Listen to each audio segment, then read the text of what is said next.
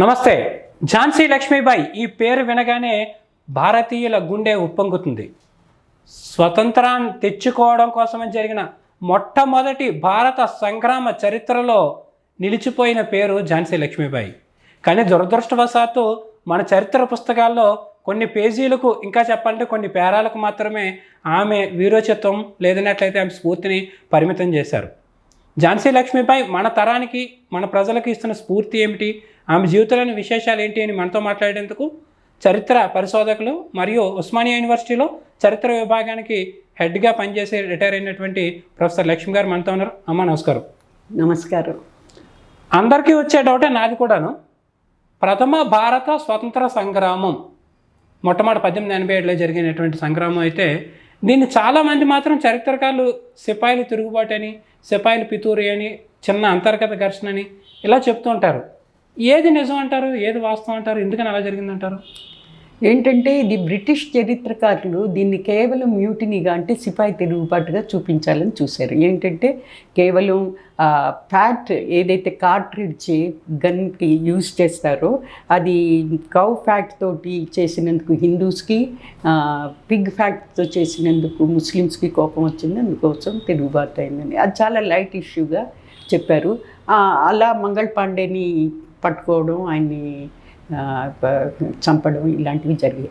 అయితే ఇది చాలా పెద్ద విషయం. 1857లో జరిగినది అదొక స్పార్కే. మనకి మంగళ్ పాండే విషయంలో కనిపించేది ఒక స్పార్క్, కానీ చాలా పెద్ద ఫైర్ వెనకాల ఉంది. ఏంటి అంటే ఇప్పుడు ఈ దేశ్ముఖ్లు, మిగతా రాజులు, సంస్థానాధీశులు వీళ్ళందరూ కూడా ఈ బ్రిటిష్ అప్రెసివ్ పాలసీస్కి వ్యతిరేకంగా వాళ్ళల్లో వాళ్ళు చాలా సీక్రెట్ ఏజెన్సీస్ ద్వారా సీక్రెట్ అంటే మీటింగ్స్ అవి చేసుకుని ఎలా ఈ బ్రిటిష్ని మనం కౌంటర్ చేయాలి, వీళ్ళని ఎలా మన దగ్గర నుంచి తరివేయాలని అందరూ కలిసి యోజనాలు చేశారు. దాంట్లో నానాసాహెబ్, తాంతియా తోపి లీడర్స్. వాళ్ళతో పాటే ఈవిడ కూడా వాళ్ళ దగ్గరే యుద్ధ నైపుణ్యం అది నేర్చుకుంది. వాళ్ళ దగ్గరే ఝాన్సీ లక్ష్మీబాయి కూడా ట్రైన్ అయింది, ఆవిడ ట్రైనింగ్ ఇచ్చింది. సో వీళ్ళు ముగ్గురు కూడా కలిసి, అజియముల్లా ఖాన్ అని ఇంకొక ఆయన కూడా వన్ ఆఫ్ ది రూలర్స్. అయితే వీళ్ళందరూ కూడా, అంటే ఇంతమంది, ఇప్పుడు నేను కేవలం మీకు 4 పేర్లు చెప్పాను. Savarkar 1857 first war of independence చదివితే కనుక మీకు ఎంతమంది దీంట్లో పాల్గొన్నారో మనకు తెలుస్తుంది. ఇక్కడ చిన్న డౌటు, సావర్కర్ గారు రాసినటువంటి 1857 ఫస్ట్ వార్ అనేటువంటి పుస్తకం ద్వారానే దీన్ని భారత స్వాతంత్ర సంగ్రామానికి గుర్తింపు వచ్చిందంటారు. ఇది కరెక్టేనండి? ఆయన ఫస్ట్ దీన్ని రాశారు. ఫస్ట్గా ఆయన చెప్పాడనమాట. ఎందుకంటే దీంట్లో పార్టిసిపేషన్ ఏదైతే ఉందో ఆఫ్ సో మెనీ పీపుల్, కొందరు ఏం చెప్తారంటే కేవలం దేశ్ముఖ్స్, జాగీర్దార్సు, జమీందార్సు వీళ్ళ అసంతృప్తి వలన వచ్చిందని చెప్తారు. కాదు, ఇది ప్రజల నుంచి కూడా ఉంది. దీంట్లో పార్టిసిపేషన్ ఆఫ్ ఆల్ క్లాసెస్ ఉందనేది ఆయన చూపిస్తారు. దాంట్లో అన్ని క్లాస్ పీపుల్, అంటే పోర్ పెజెంట్స్ పార్టిసిపేట్ చేశారు, ఎనీవే ఆర్మీ పీపుల్ పార్టిసిపేట్ చేశారు, మిగతా వర్గాలు కూడా దీంట్లో పార్టిసిపేట్ చేశారు. దీనికి లీడర్షిప్ డెఫినెట్లీ ఈ రూలర్స్ ఎవరైతే ఉన్నారో వాళ్ళు టేకప్ చేశారు. వాళ్ళందరూ ఎన్ని రకాలుగా బ్రిటిష్ మన పరిపాలకుల మీద వాళ్ళ నిబంధనలతోటి వాళ్ళ గ్రిప్పులోకి తీసుకురావడానికి చేశారో అవన్నీ కూడా మనకి తార్కాణాలతో సహా దొరుకుతున్నాయి. ఇవన్నిటినీ చక్కగా కూలంకుషంగా చదివి ఇది ఎలా ప్రథమ సంగ్రామం స్వాతంత్రం కోసం అనేది ఆయన చాలా బాగా ఎస్టాబ్లిష్ చేశారు. అన్ని లెటర్స్, వాళ్ళ మధ్య జరిగిన డాక్యుమెంట్స్, వాళ్ళ మధ్య జరిగిన సంప్రదింపులు, వాళ్ళ సీక్రెట్ ఆర్గనైజేషన్స్, చాలా సీక్రెట్ ఆర్గనైజేషన్స్ వాళ్ళు నెలకొల్పుకోవడం జరిగింది. అందరూ కలిసి మాట్లాడుకోవడం, వాస్ట్గా ట్రావెల్ చేశారు వాళ్ళు ఒక ప్లేస్ నుంచి ఇంకో ప్లేస్కి. అంటే అది చాలా చాలా అంటే గొప్ప సంగ్రామ యోజన అన్నమాట. ఎప్పుడైతే ఇంతమంది పార్టిసిపేషన్ ఉందో అది కేవలం మ్యూటినీ కానీ, కేవలం రెబెలియన్ కానీ అవ్వడం అనేది అసహజం. ఇది పెద్ద సంగ్రామము, దీనికి లీడర్స్గా, ఆ లీడర్స్లో ఒకరుగా మనకి ఝాన్సీ లక్ష్మీబాయి అమ్మ, మీరు చరిత్రలో చాలా మంచి పుస్తకాలు, నాణ్యమైనటువంటి పుస్తకాలు చదివి ఉన్నారు కదా. ఝాన్సీ లక్ష్మీబాయి పేరు చెప్పగానే అందరికీ గుర్తొచ్చేటువంటి ఒక పోస్చర్ ఏంటంటే, చంటి బిడ్డని కట్టుకుని గుర్రం మీద ఇలా దూకుతున్నటువంటి ఒక పోస్చర్ గుర్తొస్తుంది. ఏంటి దానికి ఏమైనా ప్రత్యేకత ఉందా? చంటి బిడ్డను కట్టుకోవడం ఏంటి, గుర్రంతో ఇలా దూకుతున్నట్లు ఉండడం ఏంటి, అసలు ఏం జరిగిందని ఆ పోస్టర్? అంటే డాక్ట్రిన్ ఆఫ్ ల్యాబ్స్ అని డల్హౌసీ ఒకటి తీసుకొచ్చాడు. ఈమె భర్త పెళ్ళయ్యాక ఒక కొడుకు పుడతాడు. ఆ కొడుకు 4 నెలలు వచ్చినప్పుడు అతని పేరు దామోదర్రావు, భర్త పేరు గంగాధర్రావు. అయితే భర్త చనిపోయాక చనిపోయే ముందర 4 నెలల పిల్లాడే చనిపోయాడు కదా, వాళ్ళకు పుట్టినవాడు. చనిపోయే ముందర ఆయన వాళ్ళ అన్నగారి కొడుకుని అడాప్ట్ చేసుకున్నారు. దత్తత చేసుకుని అతన్నే హెయిర్ అపారెంట్ అంటే నెక్స్ట్ వారసుడిగా డిక్లేర్ చేయడం జరిగింది. చాలా కుతంత్రంగా డల్హౌసీ డాక్ట్రిన్ ఆఫ్ ల్యాబ్స్ అనేది ఒకటి తీసుకొచ్చి, ఎవరైతే అడాప్ట్ చేసుకుంటారో పిల్లల్ని, ఆ పిల్లలకి రాజరికం చెల్లదు అని వాళ్ళంతటి వాళ్ళే ఒక డాక్టరీని క్రియేట్ చేసి, ఈవిడని నువ్వు అలా కొడుకుని అడాప్ట్ చేసుకున్నావు కాబట్టి నీ రాజరికం పోతుందని చెప్పి డిక్లేర్ చేస్తే, ఈ ఝాన్సీ నాది, ఈ అంటే ప్రజలు వీళ్ళని నేను వదిలేది లేదు, నేను ఈ రాజ్యాన్ని వదిలేది లేదు, ఏమైనా సరే నేను రెడీ అని చెప్తుంది ఆవిడ చాలా గొప్ప డిటర్మినేషన్ అండి. అంతేకాదు చాలా గొప్ప స్ట్రాటజీస్ కూడా ఉన్నాయి ఆవిడ దగ్గర. And very courageous. ఏ మాత్రం ఆవిడది ఇట్లాంటి దీనికి దడవదన్నమాట. అట్లా డాక్ట్రిన్ ఆఫ్ ల్యాబ్స్ తీసుకొచ్చి కొన్ని ప్రాంతాలని వాళ్ళు స్వాధీనం చేసుకోవడం జరిగింది. కానీ ఈవిడ ఎదిరించి ఆ చంటి పిల్లాడిని ఎవరినైతే అడాప్ట్ చేసుకుందో అతనికి ఆమె చనిపోయిన కొడుకు పేరు పెట్టుకుంటుంది. అతనికి అంతకుముందు ఆనందరావు అని పేరు పెడతారు తల్లిదండ్రులు. అయితే ఈమె అతనికి కూడా దామోదర్రావు అని పేరు పెట్టుకుని తను ఎట్టి పరిస్థితుల్లో అతనే తన వారసుడని చెప్పడం జరుగుతుంది. అయితే ఈ రకంగా అంటే డిఫై చేసిందనమాట.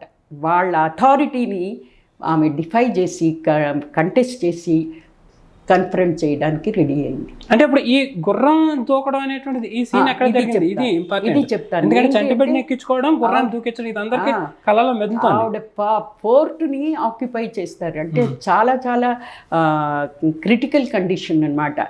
అయితే ఆ టైంలో వాళ్ళకి దొరకకుండా ఆవిడ హార్స్ మీద తన బిడ్డను వెనకాల ఇది చేసుకుని ఫోర్ట్ పై నుంచి దూకింది. ఎస్, ఆ హార్స్ ఇంటాక్ట్ ఉంది, ఈవిడే ఇంటాక్ట్ ఉన్నారు. She was very capable cavalry అని, అంటే అశ్వదళం మీద ఆవిడకి చాలా చాలా పట్టున్నది. చాలా గొప్ప వారియర్. ఆవిడ 2 చేతులతో ఖడ్గాలు పట్టుకుని పోరాడింది. అంటే ఇప్పుడు సినిమాల్లో మహేష్ బాబు 2 చేతులతో పిస్టల్తో పేలుస్తూ ఉండడం చూస్తాం. అప్పట్లో ఆవిడ 2 చేతులతో చేతులతోటి ఖడ్గాలు పట్టుకుని యుద్ధం చేసింది. ఇంకో విశేషం మీరు అడుగుతారేమో నెక్స్ట్, ఆవిడ స్త్రీ సేనాని తయారు చేసి. అంటే ఈ గుర్రం దూకి ఎక్కడికి వెళ్ళిపోయిందండి ఈవిడ? అక్కడి నుంచి గ్వాలియర్. ఓకే, అంటే గుర్రంతో సహా కోట నుంచి బయట దూకేసింది ఆవిడ. దూకేసింది. తన కోట దూకేసింది. ఝాన్సీ కోట ఆక్యుపై అయినప్పుడు ఈవిడ దూకింది అనమాట. పిల్లవాడిని వెనకాల పెట్టుకుని ఫోర్ట్ మీద నుంచి గుర్రంతో దూకింది. వాళ్ళు ఎంటబడినా సరే దొరకకుండా గుర్రంతో స్పీడ్గా వెళ్ళిపోగలిగారు. దొరకలేదు, మనిషి దొరకలే. ఇక్కడ గ్వాలియర్ లో ఎప్పుడైతే ఫైట్ చేస్తున్నప్పుడు ఆవిడ ఆర్మీస్ అవి ఓడిపోతున్నాయో అప్పుడు ఈవిడికి తీవ్రంగా గాయాలు జరిగాయి. ఆ గాయాలు జరిగినప్పుడు కూడా ఆవిడ ఎంత డిటర్మినేషన్ అంటే, బ్రిటిష్ వాళ్ళ చేతుల్లో చిక్కకూడదని చెప్పి ఆవిడ చిక్కకుండా అక్కడి నుంచి కూడా తప్పించుకుంటుంది.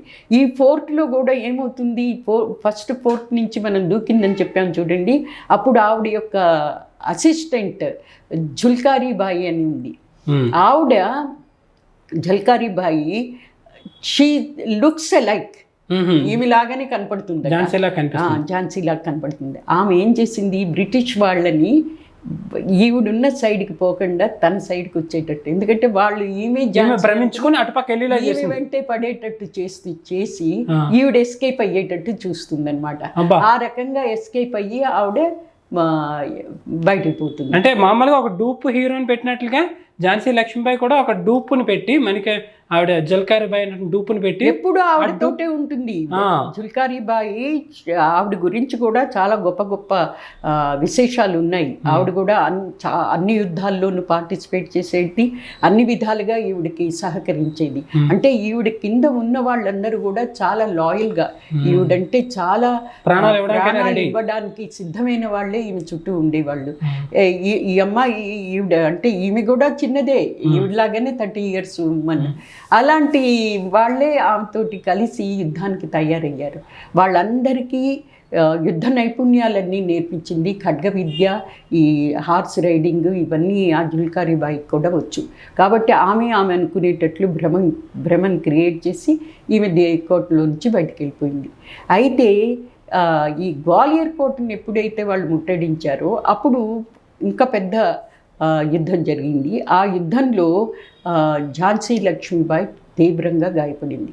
తీవ్రంగా గాయపడినప్పుడు ఆమె తన యొక్క చుట్టూ ఉన్న అంటే స్త్రీలు పురుషులు కూడా తన యొక్క ఆర్మీ పీపుల్ ఎవరైతే ఉన్నారో వాళ్ళతోటి ఏం చెప్తుందంటే, నన్ను గడ్డి మీద పెట్టి కాల్చేయండి, తెలియకూడదు.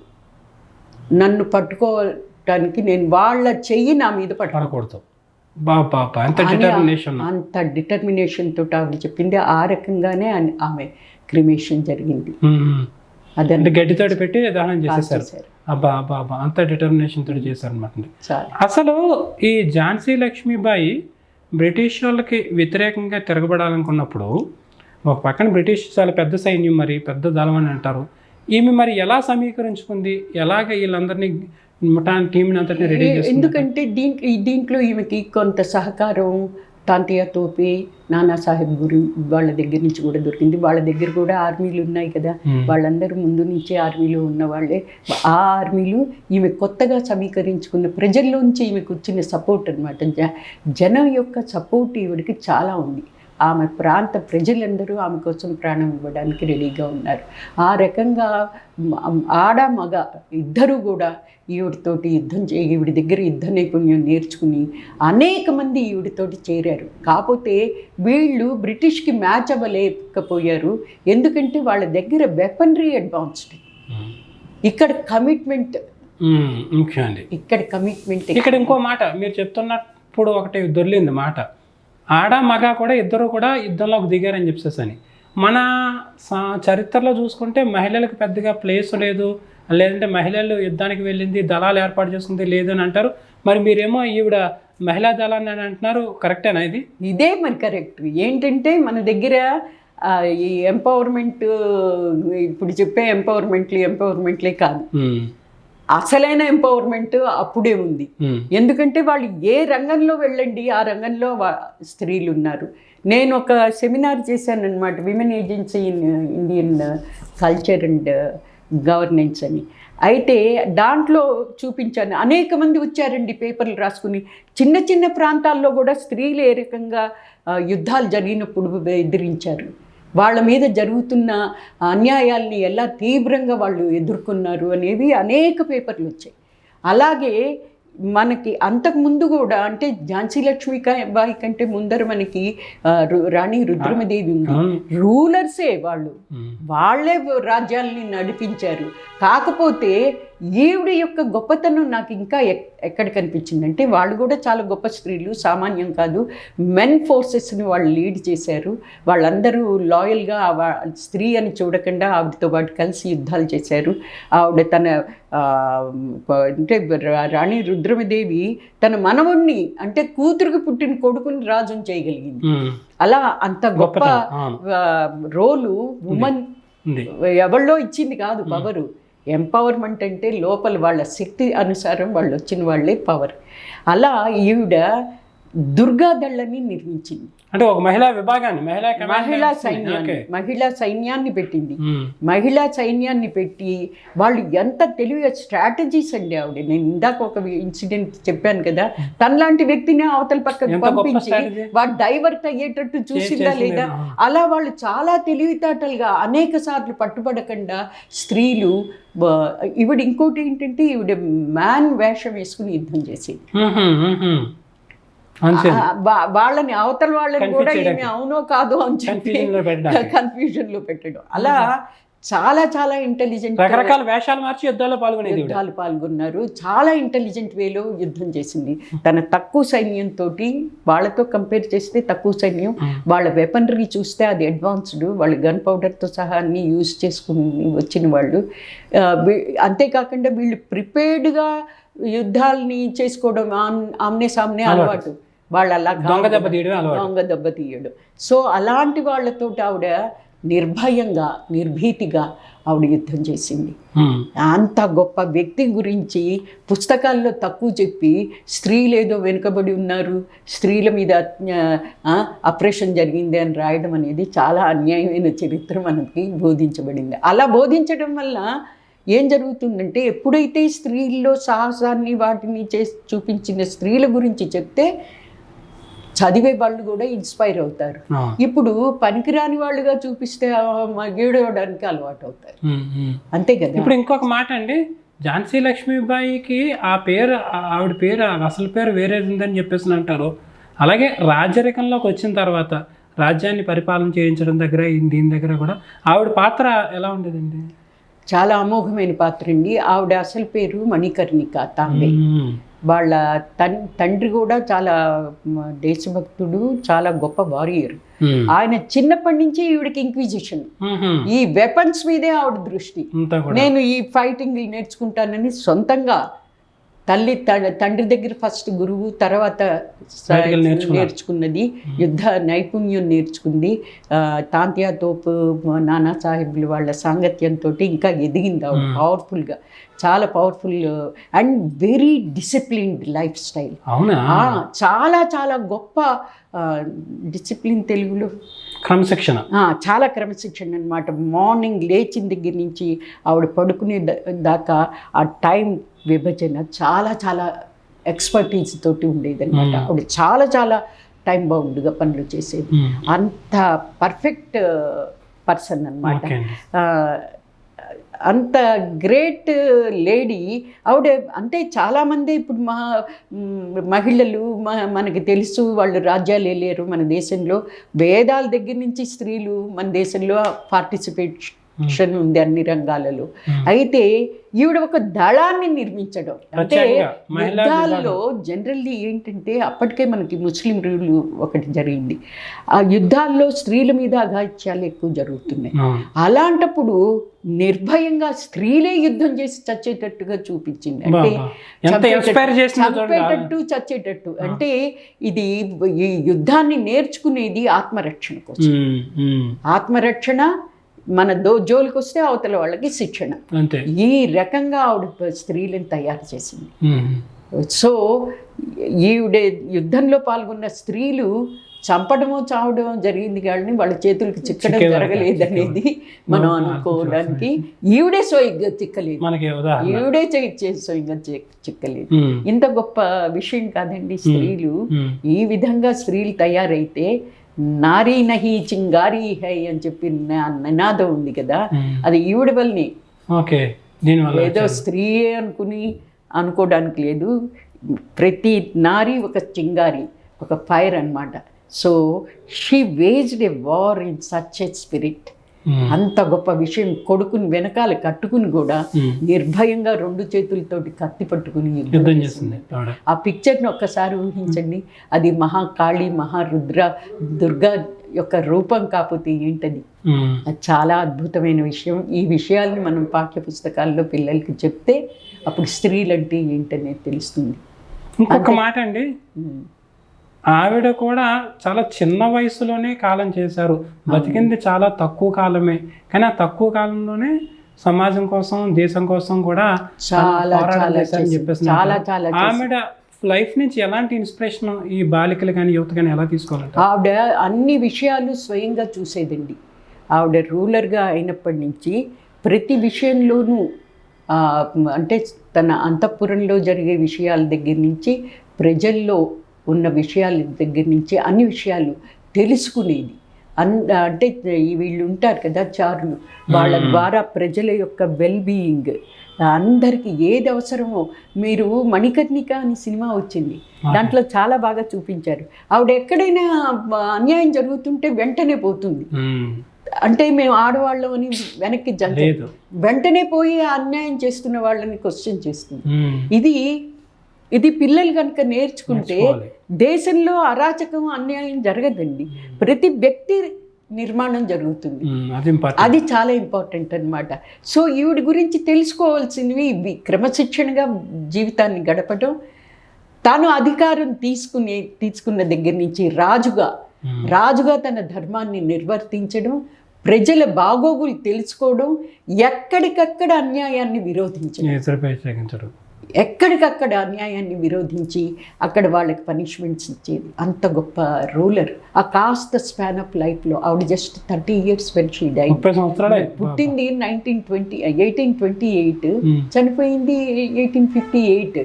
ఈ రెబెలియన్, అదే మన ఇండియాస్ ఫస్ట్ స్వతంత్ర సంగ్రామంలో పార్టిసిపేట్ చేసి ఆ యుద్ధంలోనే ఆవిడ, అంటే ఆ యుద్ధం ఏడాది పాటు జరిగింది. సాహసమైన క్రియ కదా. ఆవిడ చిక్కకుండా చనిపోయింది తీవ్రమైన గాయాలతో. ఒక వీర నారిగా జీవించి వెలిగించడానికి దివ్యలోకాలకి వెళ్ళింది. సామాన్యం కాదండి.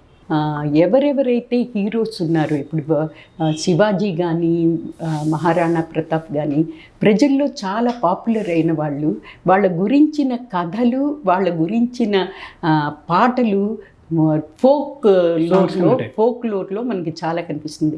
అలా ఈవిడ గురించిన పాటలు, ఈవిడ మీద ఈ కవులు చాలా చాలా గొప్ప గొప్ప పాటలు, స్త్రీలు, ఒక లేడీ రాస్తుంది.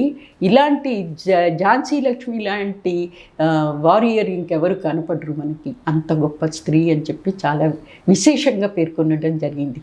సో ప్రజల్లో మెమరీలో, అంటే in people's memory she's there. ఈ పుస్తకాల్లో లేకపోవచ్చు కానీ ప్రజల్లో వీళ్ళు జిందా ఉన్నారు. She's alive among the people. మొత్తమే చూసుకున్నట్లయితే కనుక జీవించింది 30 సంవత్సరాలు అయినప్పటికీ కూడా 3 తరాలు, అనేక తరాలకు సంబంధించినటువంటి బాలికలకు, యువతకి కూడా చక్కటి ఆదర్శంగా నిలిచిన నారీమణి ఝాన్సీ లక్ష్మీబాయి అని లక్ష్మి గారు చెప్తున్నారు. మంచి విషయాలు చెప్పారండి. నమస్కారం.